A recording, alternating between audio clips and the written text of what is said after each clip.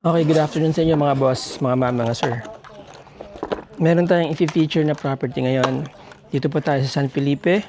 Andyan, dagat, lapit lang. Pasisilip natin kay Chokokoy syempre, no? Para makita ninyo kung gaano siya kalayo sa malapit. Alright? Take off. Home point updated.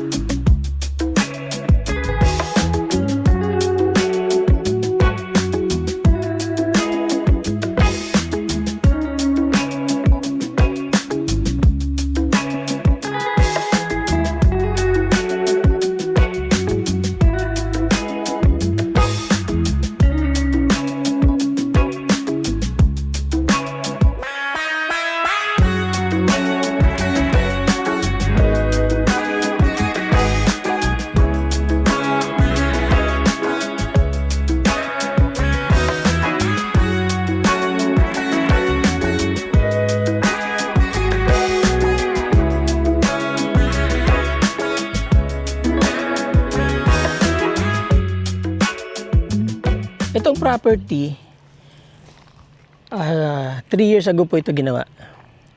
Modern siya. Bakasyonan, ayan o. Pwede po itong pang Airbnb. The reason lang na binibenta ng owner kasi hindi na niya maasikaso. So, yan po, malapit po yan sa dagat. Okay mga boss, yun yung bahay, no? Punta tayo dito sa beach. Gusto ko lang makita itong beach ko, ang ano ng balita ngayon. Itong dinadaanan ko, ito yung right of way. Ito na talaga yan, maluwag mga boss. Ito, nag-invest din dito as a resort business. Yan o. Muntik na siya madali. Ang problema, nag-erode kasi ang buhangin dito. But this is the truth, ano po.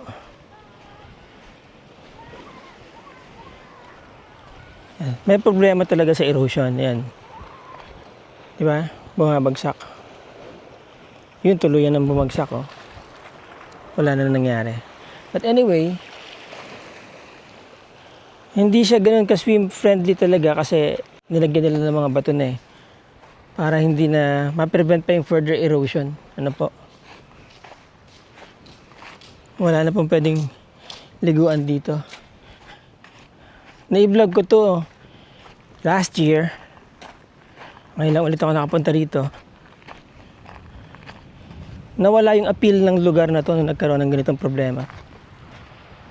Dati napakaganda nitong lugar na to. Parang liw-liwa din.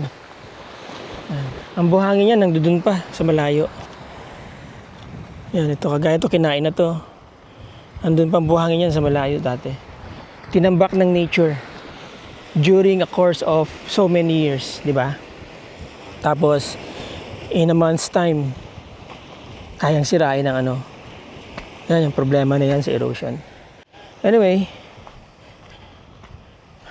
yun lang po ang magiging downside dito sa property, ano. Kung gusto niyo maligo sa dagat, malapit naman, pwede kayo umikot. Doon kayo sa kabila. At least meron na kayong beach house dito, mga boss. Pwede kayong mag-watch dyan sunset, no? Or isang magandang vacation house dito. Uuwian ninyo sa Zambales kapag ka nabuburyong kayo dyan sa lugar ninyo, di ba? Alright. So doon tayo galing, no? Ito yung property, corner lot. 250 square meters po yan. Para sa ibang disclosures regarding sa documents nito, tawag lang po kayo para yung may-ari na po ang mag-discuss sa inyo. But anyway, binibenta niya to ng 5 million mga boss. Nakabakod na, no? Yan, may gate. So, vehicular gate and pedestrian gate. Modern ang design ng bungalow, no? Meron kayong lanay dito, elevated. Okay, wala siyang gutter. So, free flow lang yung kanyang tubig pababa pagka umuulan. May pang PWD lane. Ayan, swimming pool. Ayan, mga boss, swimming pool. Okay to ha, salamin. Maganda po yung ano niya, swimming pool, di ba? Kapal lang salamin na yan. Modern po ang design mga boss, no? Mosaic. Dito pwede kayong tumambay. Lagay ka ng mesa, upuan, party, di ba mga boss? Babad sa tubig. So for adult to, mga ano siguro yung 4 feet. Alright? Okay. So, yan. Di ba? Ang ganda. Meron kayong pool. May makina ba tong pool? Meron siya makina? Pwede makita? Alam ko may makina to eh. Filter.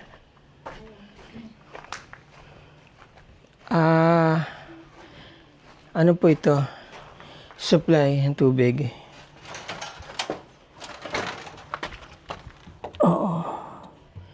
Punta dito sa pool. Labas dito. Dun. Yan ang kuha niya ng tubig mga boss.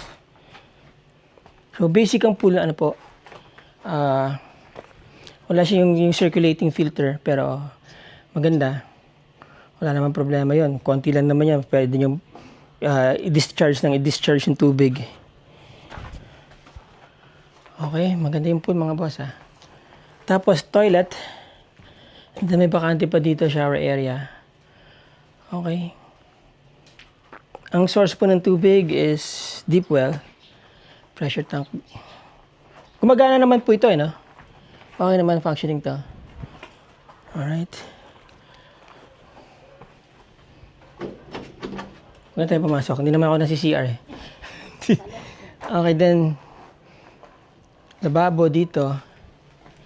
Diba? Stock storage area din siguro yon. Ano po ito? Storage lang no. Nandito yung kontador. Kontador ba to? Yan. Hindi. Nasa labas siguro yung kontador. Ano siya? Main switch. Alright. Yan. Okay. Pasok tayo sa loob ng bahay, mga boss. Parking space so malawak. Kasya dito, boss. Mga boss, ano? 2 sasakyan pa. Kasya dito hanggang 3. Dito yung isa. Pasok. Okay. Pedestrian lane. Hindi siya madulas, no? Ito na po yung bahay. Sliding doors, lahat ng entrance and exit. Yun. No. Okay. Modern ang ceiling niya mga boss. WPC. Ito, WPC din po ito. Ayan. So, naka-cove siya. Most probably may cove light dyan. Okay. And then, ayan, from here, kita niyo yung swimming pool. Malit lang siya. Bachelor's pad ang dating. Yan o. Okay. Ito na yung pinaka-room ninyo. Diba? Tapos, toilet and bathroom, no? Yan. Ito na yung bed. Diba? So, maganda. Parang kapag nagsosolo ka or magjowa kayo, well, okay itong hangout na to. Okay? Hindi nyo kailangan ng kama actually. Kasi ito, pwede nyo nang gawing kama yan eh. Alright? May ref. Kasama na po yan sa bentahan mga boss. So, ito ang kitchen ninyo, no? Yan. Okay, so there you go mga boss, no? Ang bahay is located in Sindol, San Felipe, Zambales. Yan. Technically, corner lot, ano po. Maganda po yung location niya. Very ideal dun sa mga naghahanap ng rest house dito sa San Felipe, sa Zambales, ano? Away from Metro Manila. Although hindi na nga mapaliguan yung beachfront, but meron pong mga daan dito na pwede po kayong pumunta sa beach Anyway, this is coastal area but you get to enjoy the breeze, di ba? Yung breeze, yung feel na country vibe. Meron kayong view ng bundok dito. So, pwede nyo rin po itong rent, Airbnb. Meron na kayong swimming pool, di ba? Na may enjoy ng mga guests ninyo. So yan, design po talaga siya as vacation house. Kaya bakasyonan yung nakalagay dito. Yung bakasyonan. So alright, there you go mga boss, mga sir. Ang property is 250 square meters. Ano po? Selling for 5 million pesos. So yung mga interesado po dyan to know more about this property, andyan po yung aming contact details sa description ng video. Get in touch lang po mga boss para makausap nyo na rin mismo yung may-ari. Okay, kayo na po ang makipagtawanan. Okay, so there you go mga boss. Again, maraming salamat sa inyo. Maraming salamat sa inyong time. Let's be grateful every day mga boss, mga sir. Till the next video. Ciao.